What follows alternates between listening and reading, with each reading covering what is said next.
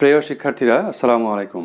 আজকের আলোচ্য বিষয় নবম দশম শ্রেণীর উচ্চতর গণিত অনুসরণী 3 নম্বরে জ্যামিতি সম্পর্কে আলোচনা করা আছে। এখানে আলোচ্য বিষয়গুলো হচ্ছে সমকোণী ত্রিভুজের ক্ষেত্রে পিথাগোরাসের উপপাদ্য, পিথাগোরাসের বিপরীত উপপাদ্য, এরপর লম্ব অভিক্ষেপ, এরপরে আছে স্থূলকোণী ত্রিভুজের ক্ষেত্রে পিথাগোরাসের উপপাদ্য এবং সূক্ষ্মকোণী ত্রিভুজের ক্ষেত্রে পিথাগোরাসের উপপাদ্য। আরও কিছু উপপাদ্য আছে।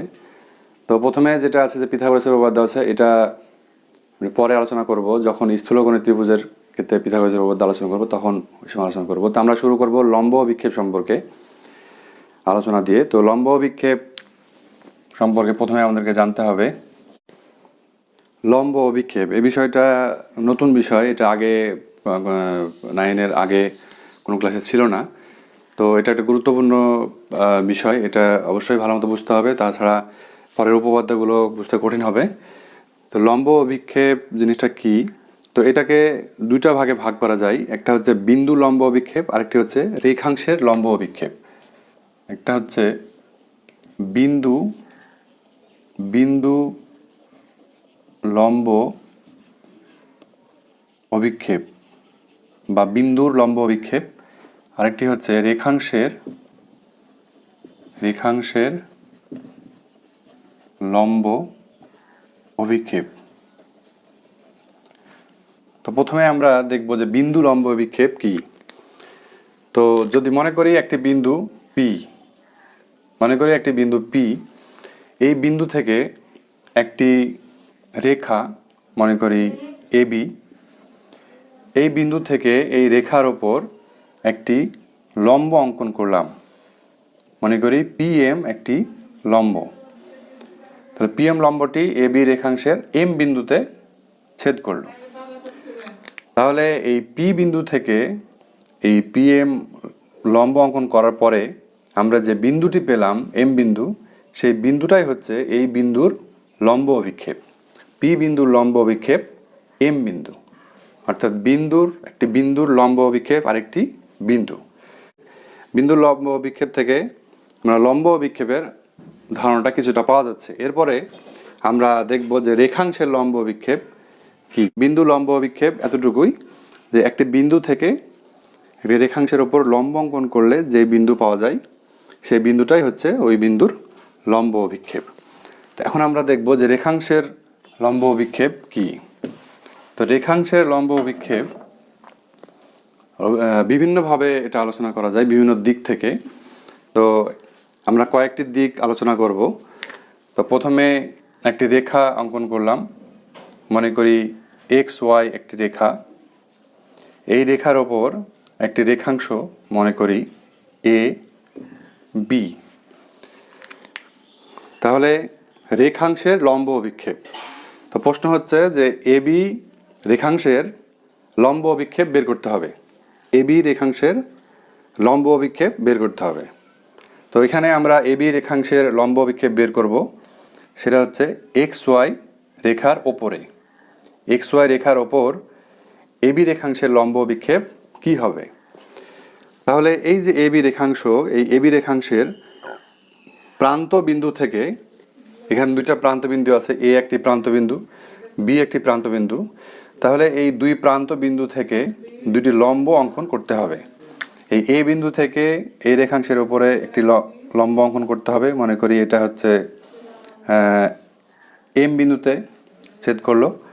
আর বি বিন্দু থেকে এক্স ওয়াই রেখার ওপর লম্ব অঙ্কন করলে মনে করি এখানে এন বিন্দুতে ছেদ করলো। তাহলে এই এবি রেখাংশের দুই প্রান্ত বিন্দু থেকে আমরা যে লম্ব অঙ্কন করলাম, লম্ব অঙ্কন করলে এ বিন্দু থেকে যে লম্ব অঙ্কন করলাম সেটা এম বিন্দুতে ছেদ করলো, এবং বি বিন্দু থেকে লম্ব অঙ্কন করার পর এন বিন্দুতে ছেদ করলো। তাহলে এম এন যেটা পেলাম আমরা, এই এম এন হচ্ছে এবি রেখাংশের লম্ব অভিক্ষেপ। এবি রেখাংশের লম্ব অভিক্ষেপ হচ্ছে এম এন। তাহলে বিষয়টা আরেকবার বলি, আমরা এখানে চাচ্ছিলাম যে এবি রেখাংশের লম্ব অভিক্ষেপ বের করতে চাচ্ছিলাম। এবি রেখাংশের লম্ব অভিক্ষেপ আমরা এক্স ওয়াই রেখার ওপর চাচ্ছি। তাহলে এবি রেখার দুই প্রান্ত বিন্দু থেকে দুই প্রান্তবিন্দু এ ও বি থেকে ওই রেখাংশের ওপর দুটি লম্ব অঙ্কন করলে এই রেখাংশের যে দুই বিন্দুতে ছেদ করছে সেই দুই বিন্দুর যে দূরত্ব, সেই দূরত্বটাই হচ্ছে এই এবি রেখাংশের লম্ব অভিক্ষেপ। তো এখানে বলা যায় যে এক্স ওয়াই রেখার ওপর এ বি রেখাংশের লম্ব অভিক্ষেপ, এবি রেখাংশের লম্ব অভিক্ষেপ এম এন। তো এটি এক ধরনের রেখাংশের লম্ব অভিক্ষেপ। আমরা আরো কয়েকটি ধরনের, মোট 3 ধরনের রেখাংশের লম্ব অভিক্ষেপ আলোচনা করা যায়। আরেকটি হচ্ছে, মনে করি একটি রেখা এবি একটি রেখা এবং এ সি আরেকটি, মনে করি এটা একটি রেখাংশ। তো এখানে এসি রেখাংশের লম্ব অভিক্ষেপ বের করতে হবে।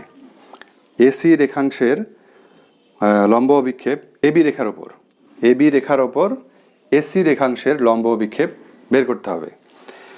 তাহলে প্রশ্নটা হচ্ছে যে এসি রেখাংশের লম্ব অভিক্ষেপ কি হবে। আমরা আগে আলোচনা করলাম যে যেই রেখাংশের লম্ব অভিক্ষেপ বের করতে চাচ্ছি সেই রেখাংশের দুই প্রান্ত থেকে ওই রেখার ওপর লম্ব অঙ্কন করলে যেই দূরত্বটা পাওয়া যাবে সেটাই হচ্ছে রেখাংশের লম্ব অভিক্ষেপ। তাহলে এখানেও একই কাজ করতে হবে।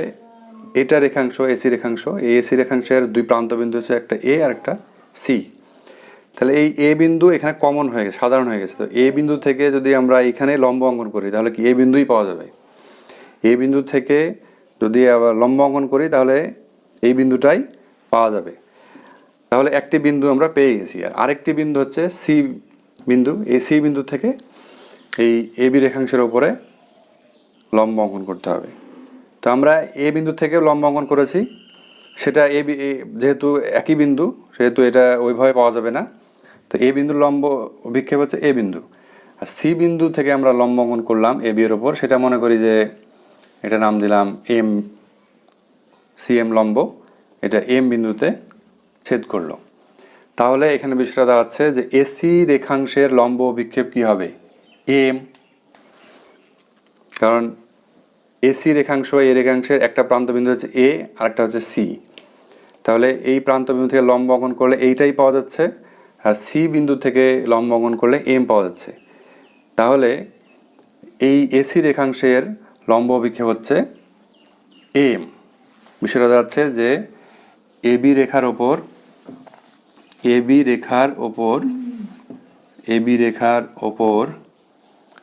এসি রেখাংশের লম্ব অভিক্ষেপ এম।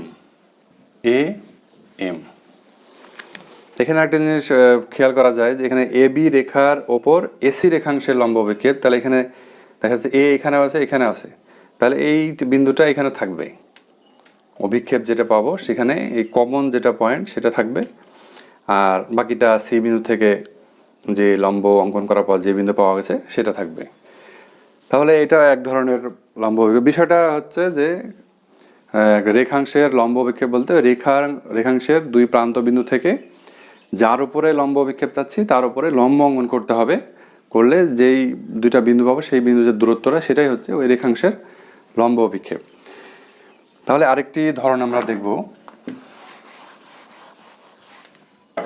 সেটা হচ্ছে যদি এটা একটি রেখা হয়, মনে করি এ বি একটি রেখা। এখন রেখাংশটা যদি এই পাশে হয়, তাহলে এটা একটা ধরন। এই মনে করি যে এই রেখাটা হচ্ছে মনে করি বিসি। তাহলে এ বি একটি রেখা আর বিসি একটি রেখাংশ। আমরা চাচ্ছি বিসি রেখাংশ থেকে এবি রেখার ওপর লম্ব অভিক্ষেপ কি হবে। প্রশ্নটা হচ্ছে যে বিসি রেখাংশ থেকে এবি রেখার ওপর লম্ব অভিক্ষেপ কি হবে। তো আমরা মূল বিষয়টা মাথায় রাখি যে বিসি রেখাংশের লম্ব অভিক্ষেপ বের করতে হবে। তাহলে বিসি রেখাংশের দুই প্রান্তবিন্দু বি এবং সি, দুইটা প্রান্তবিন্দু, এই প্রান্তবিন্দু থেকে দুইটা লম্ব অঙ্কন করলে যে দূরত্ব পাওয়া যাবে সেটাই হচ্ছে ওই রেখাংশের লম্ব অভিক্ষেপ।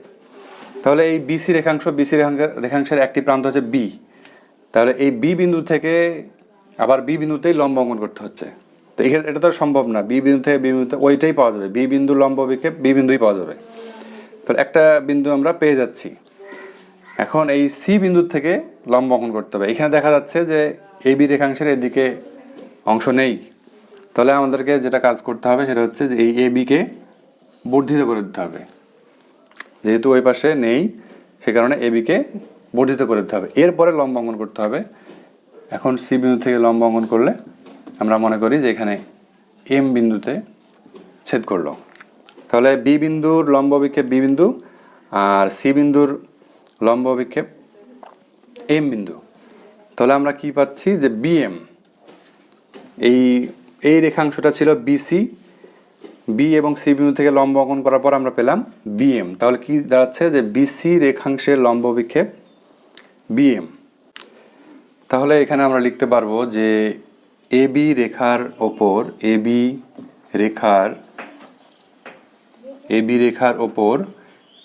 এবি রেখার ওপর বিসি রেখাংশের লম্ব বিক্ষেপ বিসি রেখাংশের লম্ব অভিক্ষেপ কি পাওয়া যাচ্ছে বিএম। তো এখানেও একটি মানে শর্টকাট মনে রাখা যায়, সেটা হচ্ছে যে এ বি রেখার ওপর বিসি। তাহলে এখানে বি হচ্ছে সাধারণ বিন্দু, তাহলে এই বি এখানে থাকবে আর বাকি হচ্ছে সি বিন্দু থাকে, সি বিন্দু থেকে এ বি এর ওপর লম্ব, অর্থাৎ সি বিন্দু থেকে এ বি এর ওপর লম্ব হচ্ছে সিএম। তাহলে এখানে আমরা এম বিন্দু পাচ্ছি অর্থাৎ বিএম। তো এখানে যে বিষয়টা সেটা হচ্ছে যে বিন্দু লম্ব বিক্ষেপ এবং রেখাংশের লম্ব বিক্ষেপ। তো বিন্দু লম্ব বিক্ষেপ হচ্ছে একটি বিন্দু থেকে যেই রেখার ওপর লম্ব বিক্ষেপ চাচ্ছি ওই বিন্দু থেকে ওই রেখার উপর একটি লম্ব অঙ্কন করলে যে বিন্দুটা পাওয়া যাবে সেই বিন্দুটা হচ্ছে ওই বিন্দুর লম্ব বিক্ষেপ। আর রেখাংশের লম্ব বিক্ষেপ, রেখাংশের দুই প্রান্ত বিন্দু থেকে যেই রেখার উপর লম্ব বিক্ষেপ চাচ্ছি সেই রেখার উপর লম্ব অঙ্কন করলে যে আমরা দুইটা বিন্দু পেলাম সেই দুইটার দূরত্বটাই হচ্ছে ওই রেখাংশের লম্ব বিক্ষেপ। তো এটা আশা করা যায় যে তোমরা বুঝতে পেরেছো, এটা ভালোভাবে বুঝতে পারলে